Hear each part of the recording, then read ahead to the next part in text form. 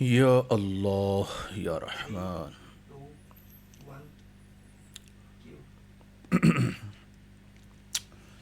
الحمد للہ رب العالمین خالق السماوات والارضین والصلاة والسلام علی من کان نبیا و آدم بین الماء والطین اجمل الاجملین اکمل الاکملین سیدنا و مولانا و مأوانا و ملجانا محمد صلی اللہ علیہ و آلہ و اصحابہ و اہل بیتہ اجمعین.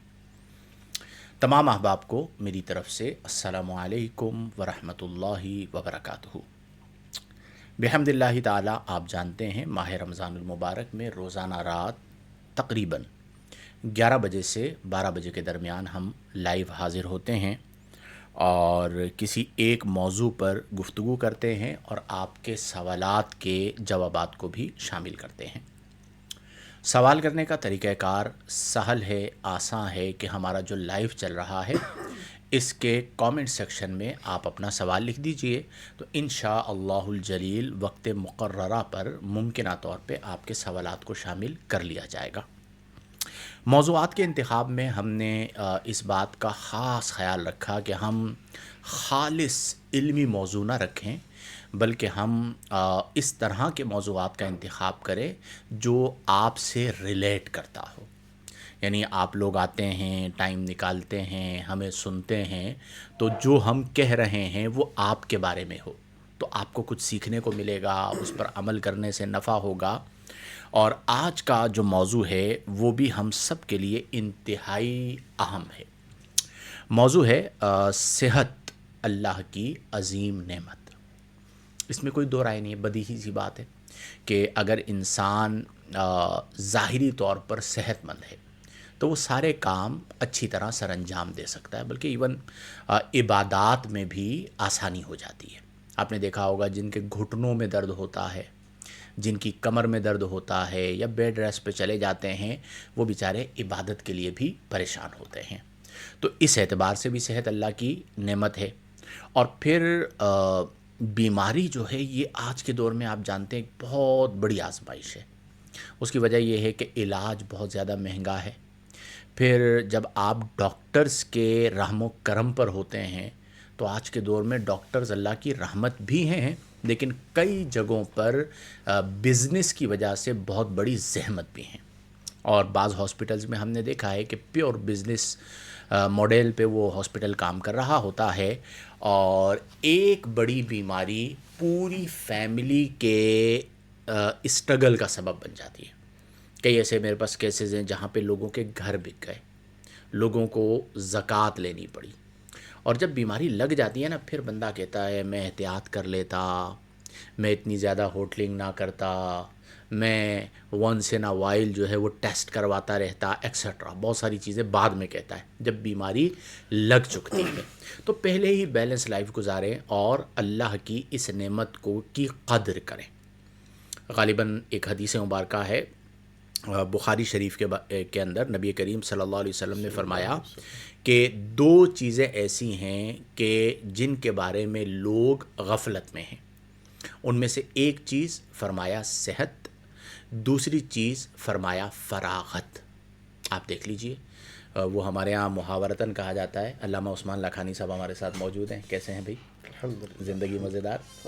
وہ کیا کہا جاتا ہے؟ لکڑ ہضم پتھر ہضم. ٹھیک ہے، یعنی لکڑ ہضم پتھر ہضم کے باقاعدہ وہ گٹکے کی شکل میں اور پان کی شکل میں جو آ رہا ہوتا ہے وہ اپنے اس پیٹ کے اندر ڈال رہے ہوتے ہیں. اور جب پھر اللہ محفوظ رکھے کہ مہلک مرض میں مبتلا ہو جائے تو کہتے ہیں یہ ہم نے کیا کر دیا. تو ان تمام چیزوں کا ہمیں خیال رکھنا چاہیے، ہیلدی لائف گزارے. ہم یہ نہیں کہتے کہ آپ نہ کھائیں، کھائیں، اچھا کھائیں لیکن تھوڑا کھائیں. یہ اللہ کی بہت بڑی نعمت ہے. یہ جو ہوتا ہے نا کہ بالکل مزاحن کہہ رہا ہوں بھوکوں کی طرح کہ زندگی میں کبھی کھانا دیکھا ہی نہیں ہے، ٹوٹ پڑنا اور آخری لقمے تک، یعنی یہ وہ کیا کہتے ہیں حلق تک اپنے آپ کو بھر لینا، یہ کوئی اچھی بات نہیں ہے. صبر سے کھائیں، چبا چبا کر کھائیں، سلیکٹڈ آرڈر کریں. جو چیز آپ کو پسند ہے وہ منگوائیں، ٹھیک ہے، روٹی کی کوانٹٹی کو تھوڑا سا کم کر دیجئے، باربیکیو آپ لے لیجئے. یہ چھوٹی چھوٹی چیزیں ہیں جن پر آپ توجہ کرتے ہیں تو آپ صحت مند رہ سکتے ہیں. میں چاہتا ہوں قرآن و حدیث کی روشنی میں ابتدائیہ اور ابتدائی گفتگو آپ فرمائیے. بسم اللہ الرحمن الرحیم. حضرت سب سے پہلے تو یہ ہے کہ نعمت جتنی بڑی ہوتی ہے نا اس کی حفاظت قدر کا اتنی بڑی اہتمام ہوتی ہے. بھی اتنا بڑا ہونا چاہیے بالکل اور ایسے اس ہی. کی قدر بھی اتنی بڑی ہونی چاہیے. بالکل ایسے ہی. ہم جب یہ کہتے ہیں کہ صحت اللہ کی عظیم نعمت ہے، ٹھیک ہے، تو اس کا اندازہ تو ہوتا ہے جب بیماری انسان پر پڑتی ہے تو اس کو پتہ چلتا ہے کہ یار صحت کیا چیز تھی. بالکل ایسے ہی. اچھا، یہ وہ نعمت ہے. آپ دیگر جتنی نعمتیں اللہ نے دی ہیں انسان کو، مال دیا ہے، جمال دیا ہے، انسان کو کمالات دیے ہیں، اور آپ کے سمجھ لیں معاشرے میں عزت، شہرت، مطلب جو کچھ بھی کہہ لیں ایکسٹرا ہے. ETC، یہ ساری چیزیں ایک طرف. اگر اور صحت ایک انسان کی صحت کا یہ جو مطلب اس کی جو روشنی ہے نا، اگر وہ ان پر سے ہٹ جائے نا تو یہ ساری نعمتیں جو ہے نا ان کا جو مزہ ہے وہ کرکرا ہو جاتا ہے، بالکل اور ایسے ہی. انسان جو ہے اپنے آپ کو ایسا فیل کرتا ہے کہ بس کسی چیز میں مزہ ہی نہیں ہے. وہ جس وقت منہ کا ٹیسٹ خراب ہوتا ہے نا تو اچھا خاصا شخص بہترین غذا کے باوجود بھی وہ جو ہے اچھا. یہ کہتا ہے کہ مزہ نہیں آ رہا. ماشاء اللہ. السلام علیکم. وعلیکم السلام. کیسے ہیں؟ طبیعت ٹھیک ہے آپ کی؟ الحمدللہ. اصدقاء ہمارا جو ڈائریکٹر ہے نا وہ گھور رہا تھا کہ آپ رکیں گے اور وہ کیا لگاتے ویژولز لگائیں گے اور پھر آپ آئیں گے. اور آپ آ کے ماشاء اللہ اس بہت پروگرام معذرت چاہیے ڈائریکٹر تھا. صاحب. لیکن خاص مہمان جب تشریف لائے تو پروگرام کو روک دیا گیا. اور اللہ سنائیں پاک آپ کیسے سب کو برکتوں سے نوازے. افراتفری میں پہنچے. بہت دوڑتے بھاگتے پہنچے، رستوں میں اتنا ٹریفک ملا کہ بس کیا کہیے. یوں کہہ لیجئے کہ وہ ایک ٹانگ پہ لوگ کھڑے ہوتے ارے ہیں، میرے ہم گھر نے کے ایک پاس ٹانگ ٹریفک پہ میں یہ پھنسے ہوئے تھے اور مجھ سے پوچھ رہے ہیں کہ یہاں پہ کوئی مسئلہ ہوا ہے. بالکل ایسا ہی ہے. تو میں نے بتایا، میرے کا مسئلہ یہاں پہ ابھی عید تک چلے گا، چونکہ ملینیم مال ہے تو وہاں پہ تو پورا یہ رش چلے گا نا، تو وہ یہ چلتا رہے گا سلسلہ. صحیح. پہنچ گئے نا خیر سے. الحمدللہ. اللہ زندگی کا اصول نوٹ ٹینشن. دیر سے بھی آئیں، بالکل مزے سے چلتے ہوئے آئیں اور آ کے بیٹھ جائیں. زندگی میں ہر چیز پرفیکٹ کرنا ضروری نہیں ہے. چل لائف. چل لائف. چلیں بتائیے. تو ہم بات کر رہے تھے ناظرین صحت کے حوالے سے. اللہ تبارک و تعالیٰ نے مفتی محمد صاحب صحت کو ایک عظیم نعمت بنایا، بے شک. اور یہ وہ نعمت ہے کہ دیگر انعامات کی لذت اور ان کے جو مزے کا مدار جو ہے نا وہ بھی اس نعمت کے ساتھ جڑا ہوا ہے. ٹھیک ہے، اگر یہ نعمت پرفیکٹ ہے، سب محفوظ ہے، بیلنس ہے، تو باقی نعمتوں کو آپ انجوائے کر سکتے ہیں. بالکل. ورنہ آپ یہ سمجھ لیں چاہے آپ سفر میں ہوں، حضر میں ہوں، آپ کروڑ پتی ہوں یا مطلب کسی بھی کیفیت کے اندر ہوں، عزت، دولت، شہرت، منصب، ساری چیز اپنی جگہ پر ہے. اس نعمت میں فرق پڑے گا تو دیگر ساری نعمتیں جو ہیں وہ چھن ڈس جائیں گی. بیلنس ہو جائیں گی. اچھا، قرآن پاک میں اللہ تبارک و تعالیٰ نے ہمیں جو صحت کے حوالے سے ایک اصول بیان فرمایا، اس میں یہ کہ انسان کا جسم انسان کے پاس امانت ہے. ٹھیک ہے، اور اس امانت کی حفاظت بندے پر لازم ہے. کوئی بھی ایسا کام جو انسان اپنی ذات کو ہلاکت میں ڈالے، چاہے مکمل طور پر ہلاک کر دے جیسے خودکشی کرنا، یا انسان اپنے آپ کو بیمار کر لے، یا ہر وہ چیز جو انسان کو ضرر دے سکتی ہو اور انسان اسے اختیار کرے، تو اللہ تعالیٰ نے اس سے منع فرمایا. بالکل اور اس ایسا کو ہی. کیسے بیان فرمایا؟ میرے خیال میں سورۃ البقرہ کی 195 نمبر کی آیت کریمہ جس کا جز یہ ہے وَلَا تُلْقُوا بِأَيْدِيكُمْ إِلَى التَّهْلُكَةِ. اللہ اکبر. اپنے آپ کو اپنے ہاتھوں ہلاکت میں مت ڈالو. اب دیکھیے، جو لوگ ڈپریشن کا شکار ہو کر، بیماری سے تنگ آ کر، قرض داری کے بوجھ تلے پھنس کر، اسی طریقے سے مطلب یہ سمجھ لیں کہ بیجا مقدمے بازیاں ہیں، اس میں بھی بہت خطرناک قسم کا ٹینشن ہوتا ہے، اور لوگ کیا کرتے ہیں خودکشی کی طرف آتا ہے. یا یہ جو عشق مجازی کی ہم نے بات کی تھی، نام کا عشق مجازی، اس میں ناکامی. ٹھیک ہے، تو فرمایا کہ اپنے آپ کو ہلاکت میں مت ڈالو. اور جو لوگ بالفرض اپنے آپ کو مکمل طور پر ہلاک کر دیتے ہیں ان کے لیے سخت وعیدات بیان فرمائی ہیں. اور میرے خیال میں ہمیں اس کو ڈسکس بھی کرنا چاہیے کہ پیارے آقا صلی اللہ علیہ وسلم نے ایک موقع پہ ارشاد فرمایا جس کا خلاصہ یہ کہ کسی نے اپنے آپ کو پہاڑ سے گرا کر اگر خودکشی کی تو کل بروز قیامت جہنم میں وہ یہی عذاب سہتا رہے گا، جہنم کی گہرائیوں میں گرتا رہے گا. کسی نے اپنے آپ کو نوکدار آلہ، چھری وغیرہ، اس سے اگر اپنے آپ کو قتل کیا تو کل بروز قیامت جہنم کے اندر وہ یہی کام کرتا رہے گا. اور اسی طریقے سے کسی نے زہر وغیرہ کھا کر اگر اپنے آپ کو ختم کر دیا تو کل بروز قیامت یہ زہر آگ کی شکل اختیار کرے گا اور یہ شخص اپنے پیٹ کے اندر وہ ڈالتا رہے گا. اس کا مطلب یہ خودکشی تو ایک بہت ہی سنگین اور کبیرہ گناہ اور بہت بڑا جرم ہے اپنے آپ کو مارنا. لیکن اپنے آپ کو ہلاکت میں ڈالنا بھی یعنی صحت کے اعتبار سے یہ کوئی چھوٹی بات نہیں حضرت. بالکل ایسا ہی. پیارے آقا صلی اللہ علیہ وسلم نے اس کو جب ایک مطلب عظیم نعمت قرار دیا کہ صحت انسان کی عظیم نعمت ہے، لوگ غفلت کا شکار. اس کا مطلب کیا ہے؟ اس کا مطلب یہ ہے کہ اللہ تبارک و تعالیٰ نے جو انسان کو صحت دی ہے اور اسی صحت کی بنیاد پر وہ عبادات بھی اچھی طریقے سے ادا کر سکتا ہے، معاشرتی لائف بھی بہتر گزار سکتا ہے، سماج کے اندر اچھا کردار ادا کر سکتا ہے. اگر یہ غفلت کا شکار ہوتا تو یوں سمجھ لیجئے کہ اس شخص نے اس نعمت کی وہ قدر نہیں کی جو تقاضا بنتا تھا. بالکل ایسا ہی. بھائی آپ کے پاس اگر ایک بڑی لگژری گاڑی ہے عام گاڑیوں کے مقابلے میں، آپ کیا کہیں گے؟ کیا کریں گے اس کے ساتھ؟ زیادہ اس کو زیادہ مطلب آپ اس کی کیئر کریں گے. رکھیں اسی گے. طریقے سے اگر آپ کے پاس جو بھی بڑی بڑی نعمتیں ہیں، جتنی بڑی نعمت اتنی کیئر زیادہ. لیکن یہاں پر کیا ہے، آپ سونے جاگنے کی روٹین دیکھ لیں حضرت، لوگ اس میں بیلنس نہیں کر پاتے. بالکل جس وقت مال کمانے کی بات ہوتی ہے انسان اپنا کمفرٹ قربان کر دیتا ہے، اپنی صحت کو نہیں دیکھتا اور ہر طرح کے انوائرمنٹ میں جا کر کے الٹا سیدھا جو بھی کام ملتا ہے وہ یہ کہتا ہے کہ میں کر لوں. کیوں؟ اس نے صحت سے زیادہ دوسری نعمتوں کو پرائیورٹی دینے کی کوشش کی. اب وہ اس میں لاس کر رہا ہے اس اعتبار سے. اچھا اسی طریقے سے آپ یہ دیکھیں کہ جس طرح بھی حضرت نے فرمایا کھانے پینے کے حوالے سے، تو ہمارا قرآن ہمیں یہ بتاتا ہے کہ اس میں بھی اعتدال کرنا ضروری ہے. اللہ تبارک و تعالیٰ نے کھانے پینے کے حوالے سے فرمایا وَقُلُوا وَاشْرَبُوا ولا تصرف. وَلَا تُسْرِفُوا، کھاؤ بھی پیو بھی لیکن اسراف نہیں کرو. اور ایک تفسیر میں مفسرین فرماتے ہیں کہ اسراف کا ایک مطلب یہ بھی ہے کہ جناب پیٹ بھر گیا اور انسان اب ٹھوس سے چلے جا رہا ہے. آپ نے دیکھا ہوگا شادی بیاہ کے موقع پر ایک شخص اچھا خاصا کھانا لیا ہوا ہے، ٹھیک ہے، میزبان اپنی محبت میں آ کر کہتا ہے کہ یار آپ نے لیا نہیں، ٹھیک ہے نا، حالانکہ اس نے اتنی بڑی پلیٹ پہلے کھا لی ہوتی ہے لیکن اس کے باوجود پھر. اور اسی طریقے سے پیٹ کی بھوک، ایک ہوتی ہے آنکھ کی بھوک. وہ جو آنکھ کی بھوک ہے نا وہ نہیں ہونی چاہیے. بالکل ایسا ہی. اور میں آپ کو صحیح بتا رہا ہوں، قوم بڑی بھوکی ہو چکی ہے. یہ ایک بندے کا بول رہے ہیں شادی میں آپ جس ٹیبل پہ نظر ڈالیں لگتا ہے ہوس کے ساتھ جو ہے نا بھر لیا ختم ہو جائے گا. بھائی جتنا کھانا ہے اتنا لے لو پھر دوبارہ لے لیجئے گا. علمی ہے بالکل. تو بات جس طرح نا وہ دیواروں میں اینٹ کی ایک لیئر لگائیں، پھر مسالہ لگائیں، پھر ایک لیئر لگائیں. یہاں پہ ایک پلیٹ کھانے کے بعد پھر ایک کولڈ ڈرنک کی لیئر لگائی جاتی ہے، پھر اس کے بعد تھوڑا بٹھا کے دوبارہ. اور بلکہ آپ یہ سمجھ لیں وہ جو بوفے سسٹم ہوتا ہے جہاں پر جایا جاتا ہے، اب 2 گھنٹے کا ٹائم ہے، اس میں پہلے ایک شفٹ لگائی جائے گی، اس کے بعد تھوڑا سا واک کر لو. چلو یار وہاں پہ تو پیسے وصول کر رہے ہوتے ہیں، یہاں پہ لفافہ وصول کرنا ہوتا ہے. الغرض مطلب صحت اپنی ہے، انسان کو وہ اعتدال اختیار کرنا چاہیے جس کا حکم اللہ تعالیٰ نے قرآن پاک میں دیا. بالکل ایسا ہی. کیا بات ہے، بالکل ایسے ہی. ماشاء اللہ قادر الکلام افراد جب گفتگو کر لیتے ہیں پھر بچتا کچھ نہیں ہے.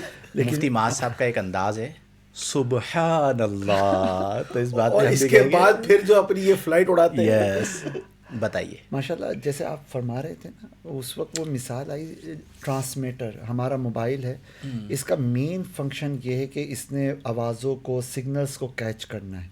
اگر اس کا مین ٹرانسمیٹر یا جو سگنل کیچ کرنے والا پرزہ ہے وہ ڈسٹرب ہے نا، تو پورا موبائل آپ کے لیے جو ہے نا سیکنڈری حیثیت رکھے گا، پرائمری طور پر کام کرنے.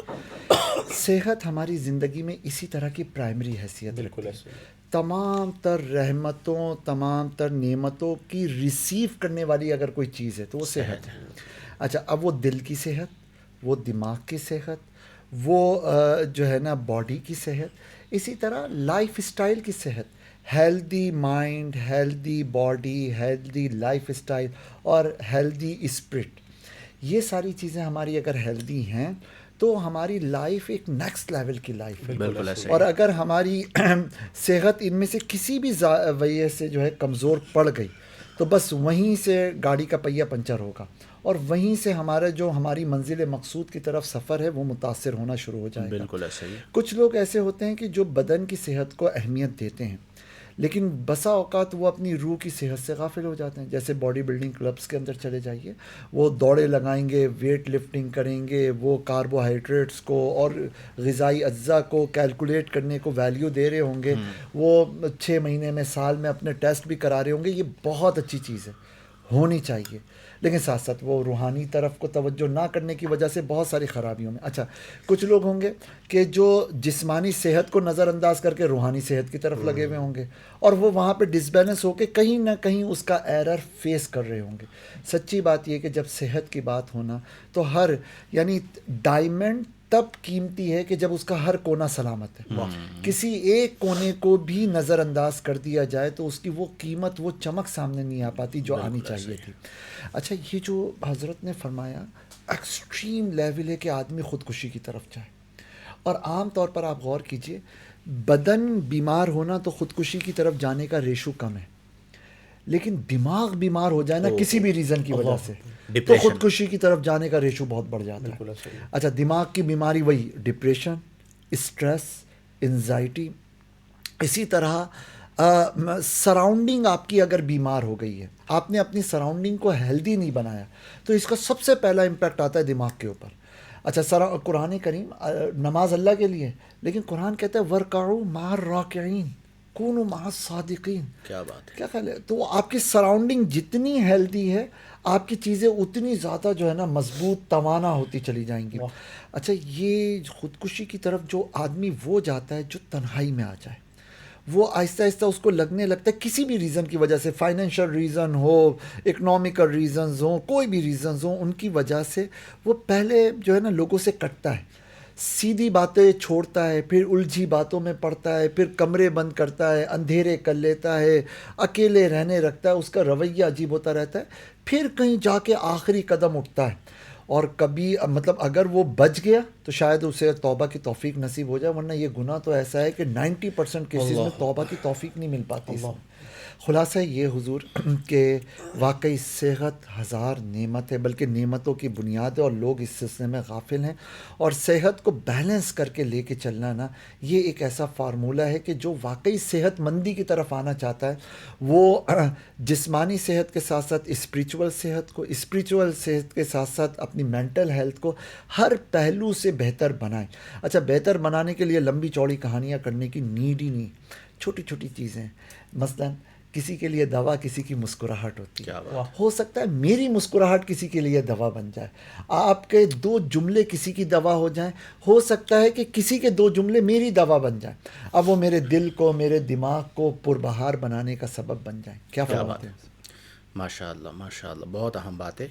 دیکھیں, یہ جو ہم خودکشی والی بات لے کر آئے, ڈپریشن اتنا مہلک مرض ہے کہ جب یہ شدید ہو جائے نا تو انسان کو خودکشی آسان لگتی ہے. ہم لوگ جو سوچ رہے ہوتے ہیں یار یہ خودکشی کیسے کرنی, وہ جس بندے نے کی ہے اس سے پوچھئے تو جو اس کی زندگی ہوتی ہے اس کے مقابلے میں اسے خودکشی سہل لگتی ہے کہ بھئی میں خودکشی کروں گا تو اس مصیبت سے جان چھڑا لوں گا. اب یہ تو ہمارا دین ہے کہ جس نے بتایا کہ بھئی یہ آسمان سے گرنا اور کھجور میں پھنسنے کے مترادف ہے, ایک مصیبت سے نکلو گے دوسری مصیبت میں مبتلا ہو جاؤ گے کہ آخرت میں اس پر عذاب ہے. ایک اور کہ دیکھیں, کوئی بیمار ہو گیا, بخار ہو گیا, کلینکس ہوتے ہیں ہر علاقے کے اندر, ڈاکٹر کے پاس گئے, ڈاکٹر صاحب کل سے بخار ہے, دوا دے دی, واپس آ گئے. بالفرض نہ گئے, باڈی ریکور کر جاتی ہے نا, امیون سسٹم ہو جائے. سائیکیٹرسٹ کے پاس ہماری قوم جانا اپنے لیے ذلت سمجھتی ہے. ایم بی بی ایس اور سائیکیٹرسٹ, ٹھیک ہے, یا اسے یوں سمجھیے کہ جو دیگر امراض کے ڈاکٹرز ہیں ان کا اور سائیکیٹرسٹ کا ریشو کتنا کم ہے. بالکل. وجہ کیا ہے کہ آپ اگر بیمار ہوئے اور آپ ڈاکٹر کے پاس نہیں گئے, بخار ہوا تو آپ کی باڈی ریکور کر لے گی, لیکن اگر آپ ڈپریشن کے 1% سے شروع ہوئے وہ تو ریکور ہوتا ہی نہیں ہے میرے بھائی, وہ بڑھتا رہے گا. اور لوگ دنیا کے اندر یہ ہوتا ہے کہ سائیکیٹرسٹ کے پاس جاتے ہیں اور فیملی سائیکیٹرسٹ رکھا ہوا ہوتا ہے.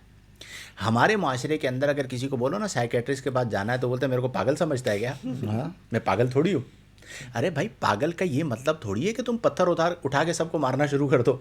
یہ مختلف درجات ہوتے ہیں. اور جتنے مسائل ہمارے ملک میں ہیں، یعنی ایک چیز لے کر جو آپ کا حق نہیں ہے، آپ ڈپریشن میں گئے اور 5 گھنٹے اس پہ سوچ رہے ہیں. اف. اب جو بندہ کروٹیں بدل رہا ہے، اوور تھنکنگ کر رہا ہے. اوور تھنکنگ کتنا عمومی مرض ہے ہمارے معاشرے میں؟ کون سا طبقہ بچا ہوا ہے آپ مجھے بتائیے؟ بلا وجہ چڑچڑاپن آیا ہوا ہے. بھئی کیوں بپھرے ہوئے ہو؟ کیا سمجھ میں نہیں آ رہا، آج میرے موڈ صحیح نہیں ہے. اب یہ جو موڈ صحیح نہیں ہے وہ آپ کے جو کیمیکلز ہیں نا اس نے بیڑا غرق کیا ہوا ہے. تو ایک تو میں ضمنی طور پر یہ ہے کہ آپ یہ چیز کیجئے کہ اگر بالفرض آپ کو محسوس ہوتا ہے تو آپ جو ہے وہ ڈاکٹر کے پاس ضرور جائیں، کسی سائیکیٹرسٹ کے پاس جائیں. میں آپ کو بتاؤں اس وقت جو عملیات کا شعبہ ہے، دم درود تعویذات، اس میں 90% پیشنٹ وہ ہیں جن کو سائیکیٹرسٹ کے پاس جانا چاہیے. کتنے پرسنٹ؟ 90%. اور وہ کہاں گئے ہوئے؟ وہ فلاں مزار پہ گئے ہوئے ہیں، فلاں پھونکوں والی سرکار کے پاس گئے ہوئے ہیں، فلاں دھاگے والی سرکار کے پاس گئے ہوئے ہیں، فلاں جو ہے وہ پانی والی سرکار کے پاس گئے ہوئے ہیں. ابھی وہ اس دن مجھے کسی نے ویڈیو بھیجی، مطلب وہ بندہ وہ جس طرح سروس نہیں کرتے گاڑی کی پائپ کے ساتھ، اس نے سب کو بٹھایا ہوا ہے اور پائپ کے ساتھ سب کی سروس کر رہا ہے لوگوں کی. ٹھیک ہے، کیا ہو رہا ہے جی؟ دم ہو رہا ہے. اب آپ مجھے بتائیے کہ حدری ہو گئی. ایک ویڈیو اور مجھے یاد آ گئی پرانی، وہ کسی نے بھیجی. اس کے اندر وہ جو پیر بنا ہوا ہے وہ پانی کی بوتل پیتا ہے اور اس کے بعد وہ پریشر سے پانی مار کے سب کے اوپر پانی برسا رہا ہے. سب کو کیا ہو رہا ہے؟ دم ہو رہا ہے. اب اس قوم کا کیا کریں؟ انڈوں والی سرکار، مطلب ایسے ایسے تماشے بیٹھے ہوئے ہیں جس کی انتہا نہیں ہے. تو یہاں پر آپ کو جانا چاہیے سائیکیٹرسٹ. ایون اگر میرے پاس کوئی ایسا کیس آتا ہے نا جو جنات کا ریئل کیس ہوتا ہے، میں اس کیس کو حل کرنے کے بعد اس کی فیملی کو کہتا ہوں کہ اس کو سائیکیٹرسٹ کے پاس لازمی لے کے جائیے گا. اس کی وجہ کیا ہے کہ وہ جنات والا مسئلہ حل ہونے کے بعد اس کے لاشعور پر وہ چیز اثر انداز ہوئی، تو وہ جو اس کی کیفیت ہے وہ کہاں سے ٹوٹے گی؟ جب اس کو میڈیسنز دی جائیں گی.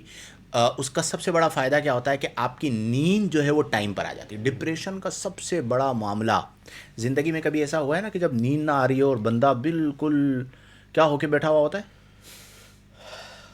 پزل ہو جاتا ہے، بیزار.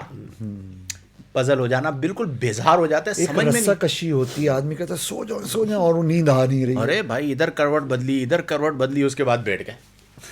اب بیٹھ کے سوچ رہے یار میں کیا کروں، کوئی کام بھی کرنے پہ دل نہیں کر رہا. وہ جو بیزاری والی کیفیت ہے وہ آپ کو ڈپریشن کی طرف لے کر جاتی ہے. بالکل صحیح بات. سائیکیٹرسٹ سب سے پہلا کام پتہ ہے کیا کرتا ہے؟ وہ آپ کی نیند کو مینیج کرتا ہے. سب سے پہلا کام یہ کرتا ہے. جب آپ کی نیند مینیج ہو جاتی ہے پھر وہ اسٹیپ وائز ساری چیزوں کو مینیج کر سکتا ہے. تو اس چیز کو سمجھیں کہ پوری زندگی گزار دیتے ہیں اتنے مسائل کے ساتھ اور ایک بار بھی اپنا علاج نہیں کرواتے. 800 روپے 1000 روپے کوئی اچھا سائیکیٹرسٹ ہے فیس ہے بھائی، آپ کنسلٹ کرانے میں کیا مسئلہ ہے آپ کو؟ تو ایک تو اس طرف ہماری قوم کو جانا چاہیے. ایک بات اور، وہ میں اکثر جو کہتا ہوں کہ دیکھیں صحت اللہ کی نعمت ہے. ہم مثال کے طور پر دین کا کام کر رہے ہیں، آپ صحت مند ہوں گے تو اچھے انداز کے اندر دین کا کام کر سکتے ہیں. 24 گھنٹے میں 1 گھنٹہ اپنے آپ کو ضرور دیں. کیا بات. آپ لوگ جانتے ہو میں گھر پہ ٹریڈ مل میں نے رکھی ہوئی اور میں آپ لوگوں کو ترغیباً بھی بتا رہا ہوتا ہوں یار یہ کام کرو اور اتنا دوڑو اور یہ کرو. اب میری ایک روٹین ہے کہ میں مغرب کے بعد روٹین کے اندر 1 گھنٹہ ٹریڈ مل پہ گزارتا ہوں. ٹھیک ہے، مختلف ایکسرسائز ہو گئیں، واک کرنا. اب چونکہ ہمارا باہر جانا تھوڑا سا مشکل ہے، جم جوائن کرنا مشکل ہے. اب یہ جو 1 گھنٹہ ہے یہ 23 گھنٹوں کو خوبصورت بنا دیتا ہے. کیا بات ہے. اس کی وجہ یہ کہ آپ کا پسینہ نکلتا ہے، آپ کو سانس چڑھتا ہے. ٹھیک ہے، آپ کی باڈی جو جیم ہو رہی ہوتی ہے وہ باڈی کھلنا شروع ہو جاتی ہے، آپ کا نظام اندرونی طور پر بہتر ہو جاتا ہے. تو اگر آپ 24 گھنٹوں میں 1 گھنٹہ اپنے آپ کو نہیں دے سکتے، یہ ہمارے جو مولوی لوگ ہیں میں ان کو بھی کہتا ہوں، علماء کو بھی کہتا ہوں، بھائی آپ اپنے آپ کو 1 گھنٹہ لازم دیں. ورنہ ہماری لائف کیا ہوتی ہے؟ مطلب گاڑی سے اترے کرسی پہ بیٹھے، ادارے کے اندر، ادارے سے اٹھے گاڑی میں بیٹھے، گاڑی سے اترے گھر پہ جا کے صوفے پہ بیٹھ گئے. یعنی 24 گھنٹوں میں بیٹھنے کے علاوہ کوئی کام ہے؟ ہمارا تو شعبہ اس طرح کا ہے. تو آپ کو ٹائم تو نکالنا پڑے گا. اگر کوئی واک پر جا سکتا ہے باہر وہ واک پہ جائے، وہ اس کے لیے بہترین ہے. اور اگر واک پہ نہیں جا سکتا آپ گھر کے اندر ٹریڈ مل رکھ لیجیے, صحیح بات ہے. آپ ایکٹیویٹی کریں گے انشاءاللہ الجلیل آپ کو فائدہ ہوگا. تو 24 گھنٹے میں 1 گھنٹہ اپنے آپ کو ضرور دیں, انشاءاللہ آپ کی صحت بہتر ہو جائے گی. حضرت اس میں ایک بات میں سمجھتا ہوں کہ اس حوالے سے اگر ہم کریں اور اس پر ہم سبھی غور کریں, ہم جو ہے نا وہ قدرتی چیزوں سے مصنوعی چیزوں کی طرف بہت زیادہ منتقل ہو گئے. یس, مطلب پہلے ایک ٹائم تھا کہ جس میں آپ ایک تو ہے نا ہم کھانے کی بات کر رہے ہیں یا مطلب دیگر چیزوں کی بات کر رہے ہیں کہ ان کے اندر بیلنس کریں. ایک ہے کوالٹی پروڈکٹ, جو چیزیں آپ کو فروٹ سے مل رہی ہیں وہ چیزیں آپ کو مصنوعی بازاری جوس سے تو نہیں ملیں گی, جس کے اندر مطلب سمجھ لیں کہ 90% وہ کیمیکل سے بنا ہوا ہے, ٹھیک ہے. اسی طریقے سے جو آپ کو خالص دودھ مل رہا ہے, اب بازار کا دودھ لوگوں کا کانسیپٹ یہ ہوتا ہے کہ یار یہ کھلا دودھ ہے, اس میں جراثیم جا رہے ہیں وغیرہ وغیرہ. حالانکہ آپ اگر باہر بھی جاتے ہیں کھلی فضا میں سانس لیتے ہیں تو بڑے شہروں کے اندر پولوشن کے جو معاملات ہیں یا دیگر چیزیں ہیں اس میں ڈسٹربنس ہے, لیکن وہ کیا کرتے ہیں کہ کیمیکل والی چیزوں کو زیادہ ترجیح دیتے ہیں. اب اس کا جو اثر ہے وہ کیا ہے, کیمیکل ہر چیز کے اندر آپ کی صحت کو مطلب پوائنٹس کے اعتبار سے وہ ڈیمیج تو کر ہی رہا ہے. اسی طریقے سے لوگ جو ہیں, آپ نئی جنریشن کو دیکھیں, وہ فاسٹ فوڈ کی طرف منتقل ہوئے اور سبزیوں کو چھوڑ دیا. اب جو سبزیاں آپ کے اندر, آپ کے باڈی کے اندر جو مختلف طرح کی کمیاں تھیں اس کو وہ پورا کرتی ہیں, آپ کے ذہن کو سکون فراہم کرتی ہیں, باڈی کے پارٹس کو ایکٹیو کرتی ہیں, اندر کا امیون سسٹم مضبوط بناتی ہیں اور آپ کا ایک بیلنس کرتی ہیں معدے کے اعتبار سے. آپ کے مطلب جو بھی اعضاء ہیں ان کی ورکنگ کو وہ بیلنس کر رہی ہوتی ہے. لیکن ہمارے یہاں کیا ہے, اب فاسٹ فوڈ کے ایڈز لگے ہوئے, ٹھیک ہے, اور لوگ بتاتے ہوئے فخر کرتے ہیں. آج ہم کہاں گئے تھے, KFC گئے تھے, وہ پکچر یہ دیکھیں, مطلب سوشل میڈیا پر معاملات. اچھا, پھر اس کو اپریشیٹ بھی کیا جاتا ہے. یہ مصنوعی چیزیں ہمیں کہاں تک لے کر آ گئیں.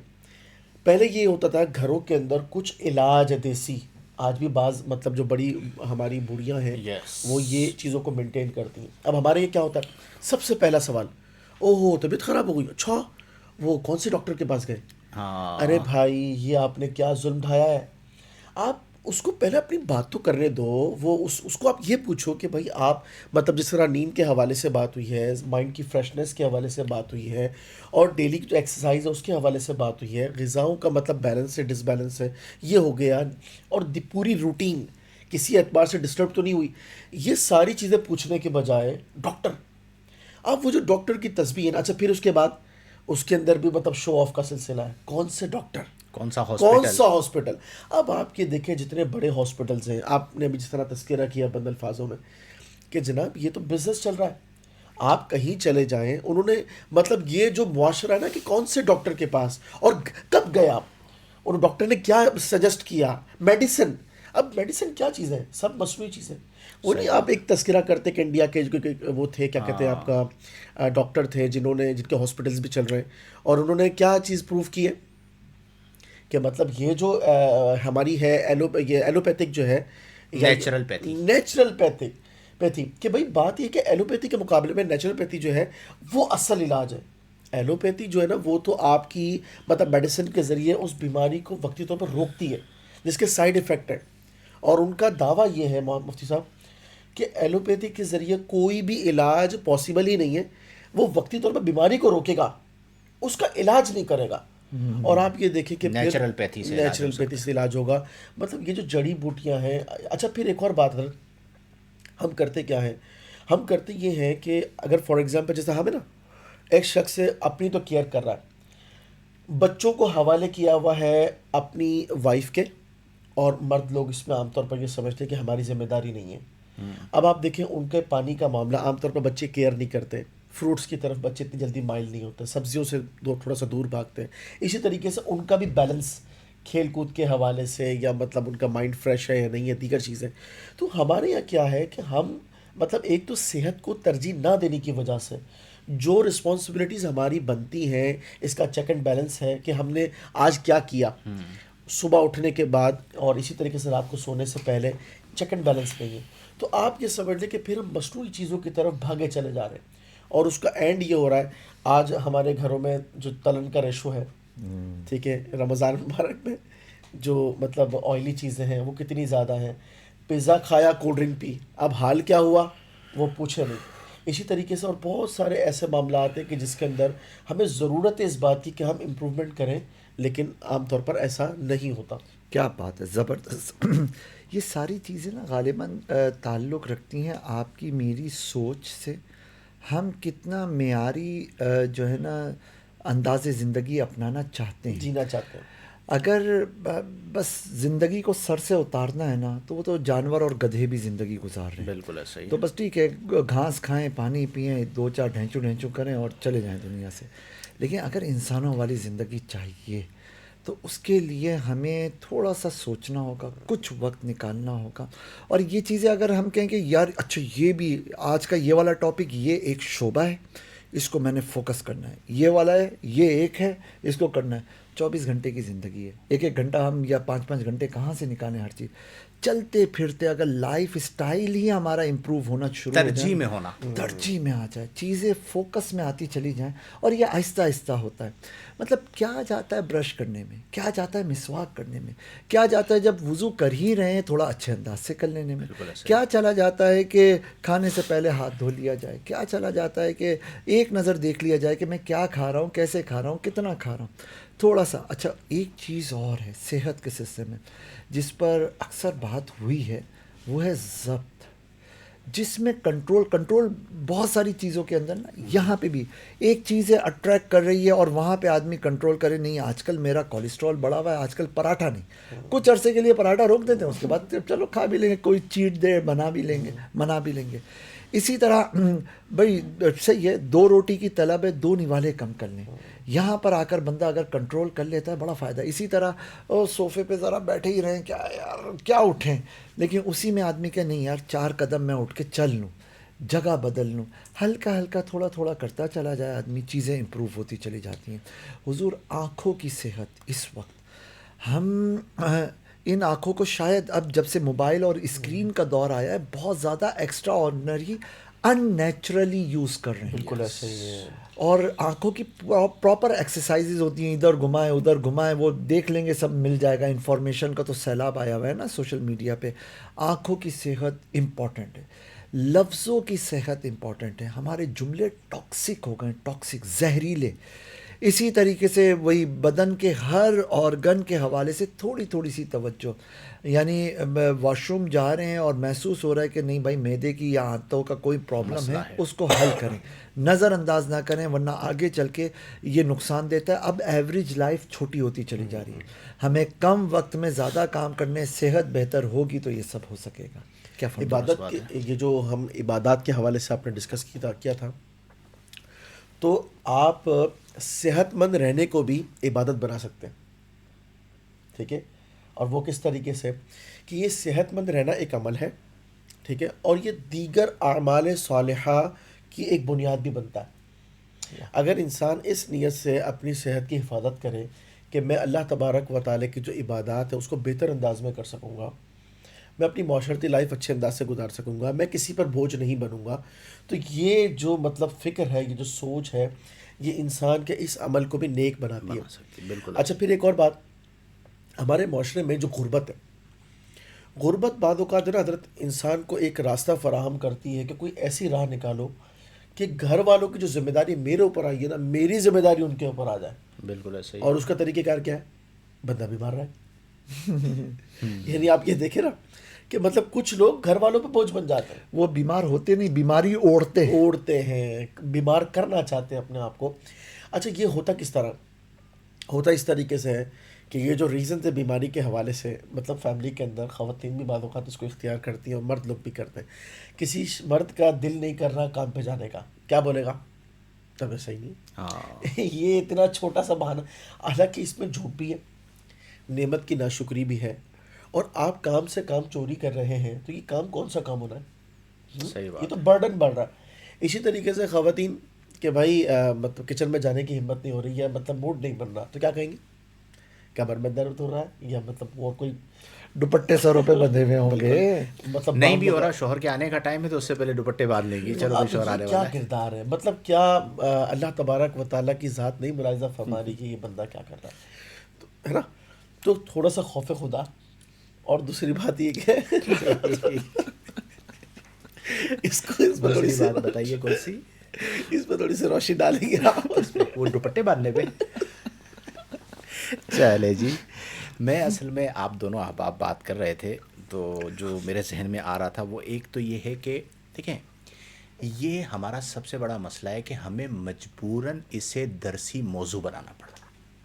کیونکہ درسی موضوع تھوڑی ہے بھائی یہ تو. اب میں آپ کو بتاؤں سانس کیسے لینا ہے. ویری سمپل بھائی, آپ کا ڈیلی کا کام ہے سانس لینا, تو آپ اس کو اس طرح رکھیں کہ آپ کو پتہ ہونا چاہیے کہ اب تو مطلب آئی واچ یاد کرواتی ہے کہ تم نے گہرا سانس ہی نہیں لیا, تمہارا سانس رکھا ہوا ہے, سانس لے لو. پانی نہیں پیا, ڈی ہائیڈریشن ہو رہی ہے, ساری چیزیں. اس میں سب سے پہلی چیز کیا ہے, اپنے گھر کے ماحول کو بہتر کریں. دیکھیں رونا روتے رہیں گے نا, یہ فاسٹ فوڈ اور یہ فلاں اور یہ چلتا رہے گا. ان کی ایڈورٹائزمنٹ ہے, نیو جنریشن ہے, آپ ان کو اپنی فیملی کی حد تک تو کور کر سکتے ہیں نا. اگر دنیا آپ کی بات نہیں سن رہی, آپ کے بچے تو سنیں گے. سب سے پہلے اپنے گھر کا ماحول اچھا کریں. یار آپ سفر میں وہ ساگ, اس کے ساتھ مکھن, اس کے ساتھ لسی کا گلاس, ٹھیک ہے, سادہ سا بنا ہوا جو اس کی لذت ہے. وہ ایک بار یاد ہے ہم لوگوں نے من سلوا کھایا تھا, کہاں پہ, پہاڑی بکرا, وہ اپر کچورا پہ, اپر کچورا پہ, ٹھیک ہے. اس میں مسالے تھے, اور مفتی معاذ صاحب کون رات کو کہاں لے کر گئے تھے آپ کو, اتنا کھا لیا تھا کہ ہم اسکردو ہاسپٹل جانا پڑا. وہ گرم اچھا وہ کچھ اور تھا. معذرت. اچھا کھایا تھا. اچھا اس کے اندر مین مطلب معاملہ کیا تھا کہ اس کا ذائقہ نیچرل تھا, اس کے اندر ایکسٹرا مثالیں اور اس طرح کی چیزیں ایڈ نہیں کی گئی تھیں. میں ہمیشہ کہتا ہوں فوڈ اور موڈ یہ ملتے جلتے لفظ ہیں, ٹھیک ہے. ان کے اندر جو مطابقت ہے وہ صرف صوتی نہیں ہے. فوڈ موڈ حقیقی مطابقت ہے. کیا مطلب, فوڈ اچھا موڈ اچھا, فوڈ خراب موڈ خراب. بہت سارے گھروں میں جھگڑے کا سبب عظیم کھانا اچھا نہیں بننا ہوتا ہے. بندے کا موڈ آف ہو جاتا ہے, یار یہ کیا کھانا بنا ہے, اس کی من پسند ڈش نہیں ہوتی. تو اب گھروں میں اچھا یہ صرف بیوی کی ذمہ داری نہیں ہے, بیٹھ کے فائنل کریں نا بھائی. آپ کے پاس ایک چارٹ آ جائے کس دن کیا بنانا ہے, کسی کو مسئلہ ہی نہیں رہے گا. ایک ہفتے کی ورکنگ 2 منٹ کے اندر ہو سکتی ہے, اور اسی کو ترتیب بنا کے آپ. سب سے بڑا مسئلہ یعنی جو اس وقت جنگیں چل رہی ہیں نا وہ چھوٹا مسئلہ ہے. سب سے بڑا مسئلہ پتہ ہے کیا ہے, آج کیا بناؤں, اس پہ بحثیں چل رہی ہے, سمجھ میں نہیں آ رہا.